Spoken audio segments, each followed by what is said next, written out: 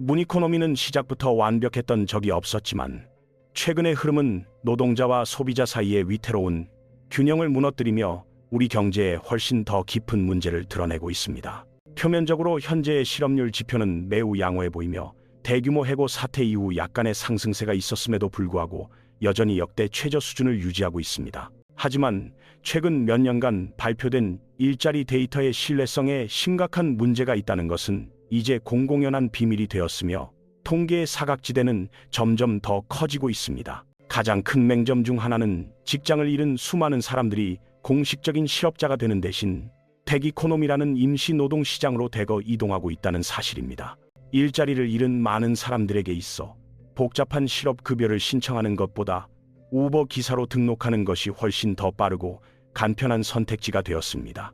노동통계국 자료에 따르면 지난 5년 동안 실업자로 분류된 총 인구는 약 300만 명이나 감소했는데 이는 겉보기에 매우 긍정적인 신호처럼 들립니다. 그러나 같은 기간 동안 우버의 재무보고서에 따르면 활성 운전자의 숫자가 놀랍게도 정확히 300만 명가량 증가했다는 사실을 확인할 수 있습니다. 물론 실업자가 되는 것보다는 진입 장벽이 낮고 유연한 일자리를 갖는 것이 낫다는 반론이 있을 수 있으며 이는 어느 정도 타당한 주장일지도 모릅니다. 하지만 지금 이코노미에 진입하는 노동자들이 직면한 진짜 문제는 $50짜리 브리토 배달을 위해 대기하는 운전자는 급증하는데 고객은 줄고 있다는 점입니다. 최근 획기적인 합의를 통해 운전자들이 노조를 결성하고 임금을 협상할 수 있게 되었지만 현장의 상황은 여전히 녹록지 않은 것이 현실입니다.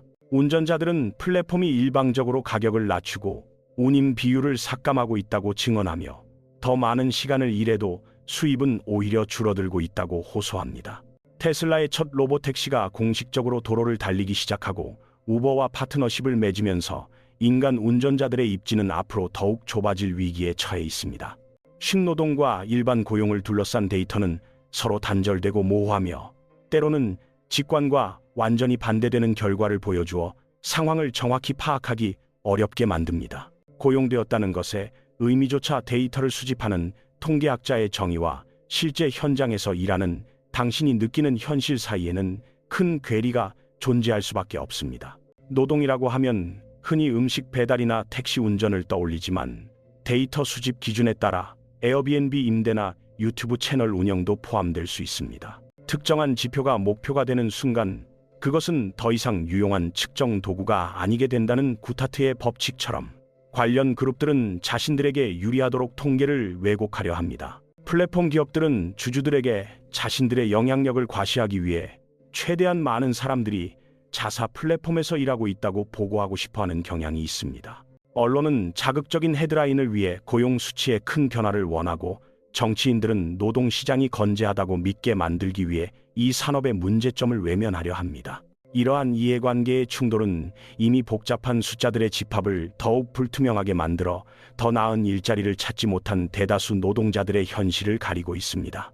이 복잡한 실타래를 풀기 위해서는 플랫폼 경제학의 기초, 서비스들이 은폐해온 노동시장의 진실, 그리고 더 이상 숨길 수 없을 때 벌어질 일들을 이해해야 합니다. 첫 번째 요점은 우버이츠나 도어대시 같은 플랫폼이 수행하는 서비스 제공자, 상품 제공자, 소비자 간의 아슬아슬한 균형 잡기입니다. 이 거대한 경제의 삼각형 안에는 배달기사, 음식을 만드는 식당, 그리고 밤 11시에 치즈버거 사진을 누르는 당신이 존재합니다. 플랫폼이 더 많은 수익을 내려면 당신에게 요금을 더 물리거나 기사에게 돈을 덜 주거나 식당 수수료를 올려야만 합니다. 아니면 단순히 전체 거래 횟수를 늘리는 방법도 있는데 서비스 초기에는 거의 전적으로 이 마지막 확장에만 집중했습니다.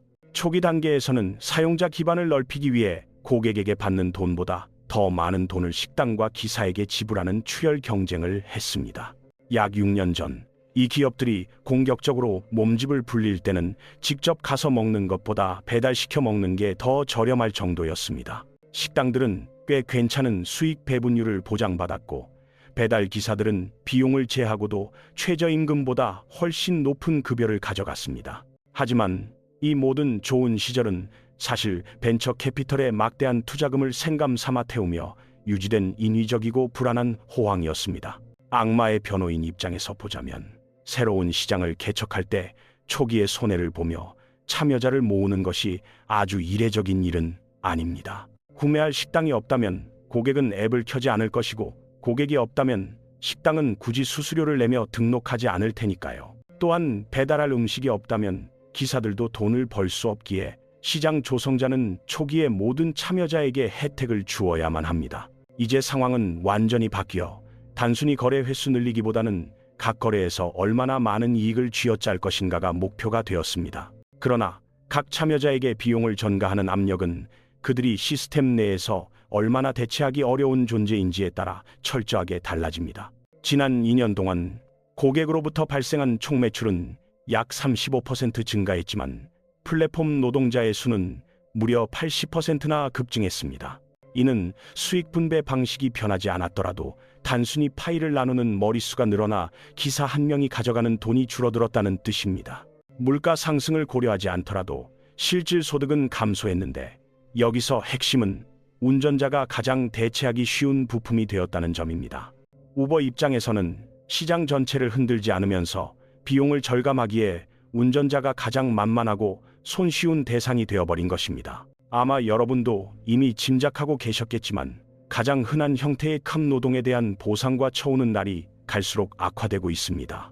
이 숫자의 흐름을 이해하면 이것이 얼마나 빠르게 위험한 피드백 루프로 진입할 수 있는지 명확히 알 수 있습니다. 특히 고객들이 더 이상 식은 음식을 배달받기 위해 2배의 가격을 지불할 이유를 찾지 못하게 된다면 상황은 심각해집니다.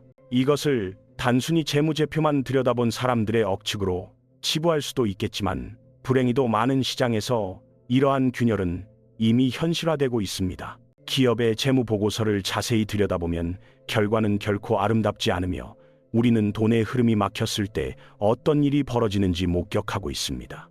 이코노미 플랫폼들이 벌이고 있는 이 게임에서 기업이 바라는 최상의 시나리오는 수익을 극대화할 수 있는 완벽한 불균형 상태입니다. 한쪽에는 가격에 크게 구애받지 않고 지갑을 열 수 있는 부유한 소수의 소비자가 존재하고, 다른 한쪽에는 협상력이 없는 다수의 노동자가 있어야 합니다. 플랫폼의 이상적인 고객은 $50짜리 배달료를 보고도 눈 하나 깜짝하지 않을 만큼 현금이 넉넉하고 가격에 둔감한 사람들입니다.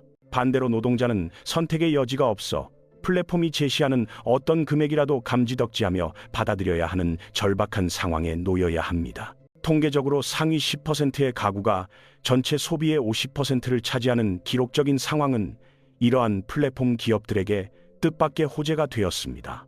반면 하위 60% 가구의 소비 비중은 역대 최저인 20% 수준으로 떨어지며 경제적 양극화가 그 어느 때보다 심화되었습니다. 이러한 소비 격차는 사회적으로는 암울한 신호이지만, 우버 같은 기업에게는 더 낮은 품질의 서비스로 더 많은 돈을 벌 기회입니다. 그들은 부유한 고객에게서 더 많은 비용을 짜내고, 동시에 계약직 노동자들에게는 더 적은 돈을 주며 서비스를 쥐어짜고 있습니다.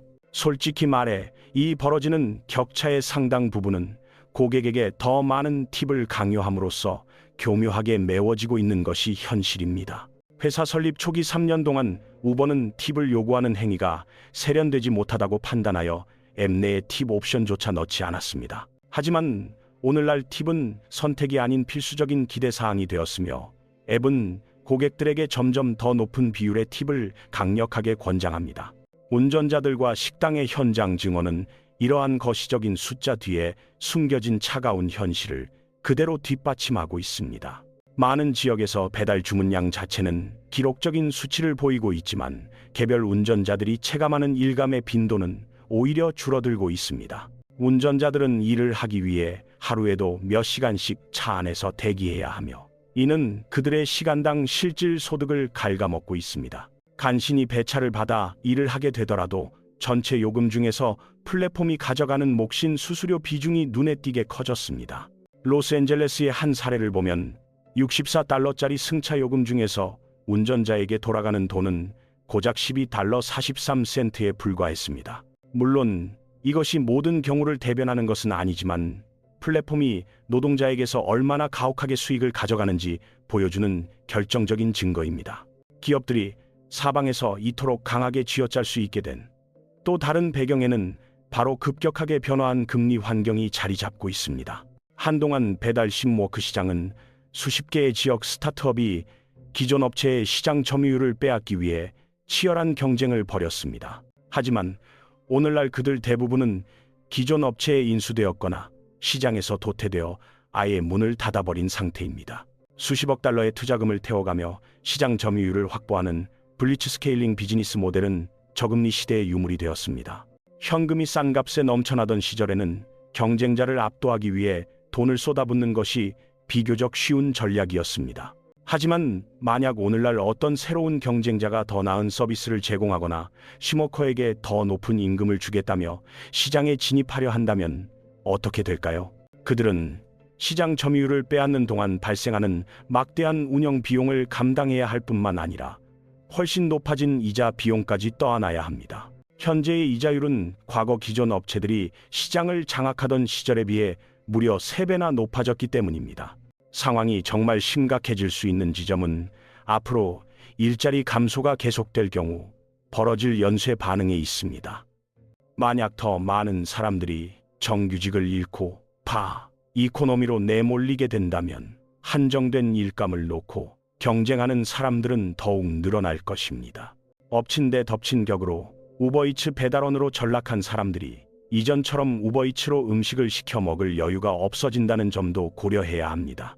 이러한 악순환 자체는 사실 아주 드문 현상이 아니며 수요 측면에서 발생하는 모든 경기 침체의 전형적인 패턴이기도 합니다. 기업이 사람을 해고하면 가계 소득이 줄어 소비가 위축되고 이는 기업 매출 감소로 이어져 다시 해고를 유발하는 악순환의 고리입니다. 오히려 시워크가 실직자들에게 일종의 안전망 역할을 하여 이러한 경제적 충격을 완화하고 있다고 주장할 수도 있습니다. 하지만 문제는 이러한 현상이 너무 광범위하게 퍼지면 경제에 심각한 문제가 발생했다는 신호를 감지하는데 너무 오랜 시간이 걸린다는 점입니다. 만약 상황이 정말 나쁘게 돌아간다면 시잉 이코노미는 이 악순환의 고리가 훨씬 더 빠르고 매끄럽게 돌아가도록 기름을 붓는 격이 될 것입니다. 일반적으로 기업이 직원을 해고하려면 복잡한 서류 작업을 거쳐야 하고 이는 투자자들에게 좋지 않은 신호를 줄 수 있습니다. 또한 줄어든 인력으로 회사를 운영하기 위해 내부 프로세스를 재조정하는 데에도 상당한 시간과 노력이 필요합니다. 물론 기업들은 여전히 해고를 단행하지만 그것이 즉각적이거나 고통 없는 과정은 결코 아닙니다. 이 덕분에 우리는 적어도 경제의 전면적인 위기가 닥치기 전에 무언가 잘못되고 있다는 것을 감지할 시간을 벌 수 있었습니다. 그러나 슈머커들의 경우 이 모든 과정이 알고리즘을 통해 순식간에 자동적으로 처리되어 버립니다. 앱 주문이 줄어들면 운전자는 즉시 일감이 줄고 서지 프라이싱 혜택도 받지 못하게 되어 수입이 급감합니다. 고용의 자동화된 특성은 경제가 비틀거릴 때마다 상황을 더욱 미끄럽고 위험하게 만드는 베이비 오일과 같습니다. 우버, 리프트, 도어대시 같은 기업들은 이제 합쳐서 미국 내 가장 큰 고용주 집단 중 하나가 되었습니다. 만약 우버 운전자들을 실제 직원으로 집계한다면 우버는 단일 기업으로서 세계 최대의 고용주가 될 것입니다. 이는 각국의 거대한 국방부나 월마트 같은 전통적인 대형 고용주들을 가볍게 뛰어넘는 엄청난 규모입니다. 심지어 이것은 참 이코노미의 가장 크고 뻔한 분야인 운송 및 배달업계 종사자만 계산한 수치일 뿐입니다. 약 5년 전부터 미국에서는 신규 사업자 등록 건수가 폭발적으로 증가하는 기이한 현상이 나타났습니다. 스포일러를 하자면 이것은 사람들이 갑자기 창의적인 기업가 정신에 눈을 떴기 때문이 절대 아니었습니다. 대부분은 정규직을 잃은 사람들이 종워크를 하기 위해 어쩔 수 없이 개인 회사를 등록했기 때문입니다. 파이버, 애쉬, 아마존 플렉스 같은 다양한 플랫폼에서도 서비스를 판매하려는 사람들이 대거 유입되는 것을 목격했습니다. 정량적 기술 저널의 연구에 따르면 이 시기에 유튜브에 업로드되는 영상의 수조차 크게 늘어났다고 합니다. 사람들이 돈을 벌기 위한 새로운 수단을 필사적으로 찾으면서 콘텐츠 제작 시장으로까지 뛰어든 것입니다. 숏폼 콘텐츠가 결과를 왜곡할 수 있어 롱폼 콘텐츠만 집계했음에도 이러한 증가세는 매우 뚜렷했습니다. 이코노미의 자비에 맡겨진 개인이 겪는 어려움은 이제 너무나 잘 알려져 있고 충분히 기록되어 있습니다. 하지만 우리가 곧 깨닫게 될 사실은 이러한 칙노동을 직접 경험하지 않는 사람들도 안전하지 않다는 것입니다. 자, 이코노미 내부의 문제는 결국 둑을 넘어서 우리 사회 전체의 거대한 문제가 될 가능성이 높습니다. 사실 중국의 현재 그 이코노미 상황은 우리의 암울한 미래를 미리 보여주는 예고편일지도 모릅니다. 부동산 및 금융산업의 위기와 대졸자 과잉 공급이 겹치면서 중국의 청년 실업률은 심각한 수준에 도달했습니다. 상황이 너무 악화되자 중국 정부는 아예 관련 데이터 발표를 중단해버리는 극단적인 조치를 취했습니다. 2년 전 그들이 데이터를 숨겼을 때 우리는 그들을 비판할 위치에 있었지만 지금은 상황이 다릅니다. 다른 선택지가 거의 없는 청년 노동자들이 쿵이코노미라는 좁은 문으로 물밀듯이 밀려들어왔습니다. 그 결과 시스템이 감당할 수 있는 수준을 훨씬 넘어선 운전자들이 시장에 과잉 공급되는 사태가 벌어졌습니다. 이코노미스트의 추정치에 따르면 현재 중국에는 무려 2억 명의 빈 노동자가 존재한다고 합니다. 이는 중국 전체 도시 노동력의 40%에 달하는 실로 믿기 힘든 엄청난 비중입니다. 불과 15년 전만 해도 이런 플랫폼들이 아예 존재하지 않았다는 점을 생각하면 더욱 소름 끼치는 변화입니다. 특히 최근 3년간 경제 상황 악화로 알뜰해진 가구들이 서비스 지출을 줄이면서 문제는 심각해졌습니다. 그 결과 과거에는 3시간이면 벌 수 있었던 돈을 벌기 위해 지금은 10시간을 대기해야만 합니다. 쇼핑몰 밖에 떼지어 기다리는 형형색색의 라이더들은 겉보기에 멀쩡한 경제가 앓고 있는 속병을 보여줍니다. 하루 10시간씩 주 7일을 일해도 물가가 비싼 대도시에서는 인간다운 삶을 유지하기 버겁습니다. 라인 110 일감 확보 경쟁이 너무 치열해져서 경쟁 앱 소속의 그룹들끼리 거리에서 물리적 충돌을 빚기도 합니다. 길거리에서 벌어지는 이러한 다툼은 분명 사회가 건강하게 돌아가고 있지 않다는 명백한 신호입니다. 서구 국가들이 아직 이 정도 상황까지는 아니지만 우리라고 겪지 않으리라는 보장은 어디에도 없습니다. 이 이야기는 우리에게 매우 익숙하게 들리는 요소들이 많기에 우리는 마땅히 두려움을 느껴야 합니다. 하지만 더 끔찍한 것은 지금까지의 이야기가 강노동을 자동화하려는 거대한 흐름을 배제한 것이란 점입니다. 머지않아 인간 운전자는 로보택시로 대체되고 배달기사는 바퀴 달린 작은 냉장고 로봇으로 교체될 것입니다. 애쉬의 창작자들조차 인공지능이 생성해낸 저질 콘텐츠의 홍수 속에서 설 자리를 잃게 될 것입니다. 안타깝게도 기술이 발전할수록 이 일자리의 생계를 의존하는 취약한 노동자들에게 해피엔딩은 없습니다. 만약 인공지능 거품이 붕괴한다면 그것은 경제의 상당 부분을 함께 끌고 내려가며 무너질 것입니다. 경제가 무너질 때 사람들이 가장 먼저 희생양으로 삼아 줄이는 지출은 비싼 배달 음식 비용입니다. 반대로 인공지능 거품이 꺼지지 않는다면 기술이 노동 집약적 산업의 노동자를 완전히 대체하게 될 것입니다. 어떤 방향으로 흘러가든 이미 상황이 좋지 않은 사람들에게 결말이 해피엔딩으로 끝날 가능성은 거의 없어 보입니다. 플랫폼 기업들은 이 게임에서 승리하는 최선의 방법이 노동자라는 퍼즐 조각을 완전히 제거하는 것임을 알고 있습니다. 그들은 인간이라는 변수를 없애고 그 자리를 비용이 들지 않고 불평도 없는 알고리즘과 기계로 채우려 합니다. 기업의 희망사항은 노동자를 제거하여 비용을 줄이면서도 소비자가 떠나지 않고 계속 지갑을 열게 만드는 것입니다. 이것은 매우 위험한 도박이지만 성공한다면 기업에게는 막대한 이익을, 노동자에게는 파멸을 가져올 것입니다. 만약 이 도박이 실패하여 경제 시스템이 무너진다면 그때도 가장 큰 피해를 보는 것은 가장 취약한 계층일 것입니다. 결국 이코노미의 현재 모습은 거대한 자동화 시대로 넘어가기 위한 일시적인 가교였을지도 모릅니다.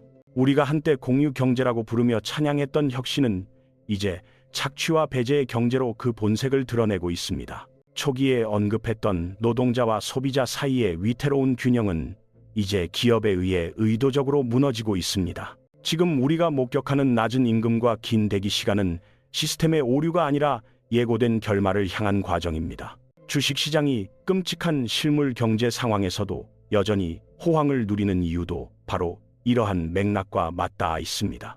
자본은 노동의 가치가 사라지는 곳에서도 수익을 창출할 새로운 방법을 끊임없이 찾아내고 있기 때문입니다.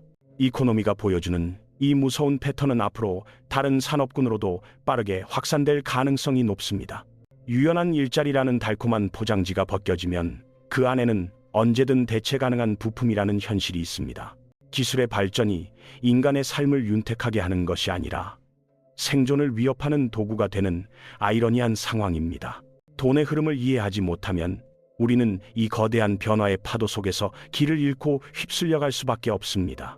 이 암울한 시나리오의 끝이 어디일지, 그리고 왜 주식시장은 계속 오르는지 더 깊이 파헤쳐봐야 합니다. 다음 영상에서는 경제가 어렵다는데 주가는 왜 오르는지 그 모순적인 현상의 비밀을 집중적으로 다룰 예정입니다. 이 복잡한 경제의 이면을 계속해서 공부하고 싶다면 구독과 좋아요를 통해 함께해 주시길 바랍니다. 돈이 어떻게 작동하는지 아는 것만이 다가오는 불확실한 미래에서 우리 자신을 지키는 유일한 무기입니다.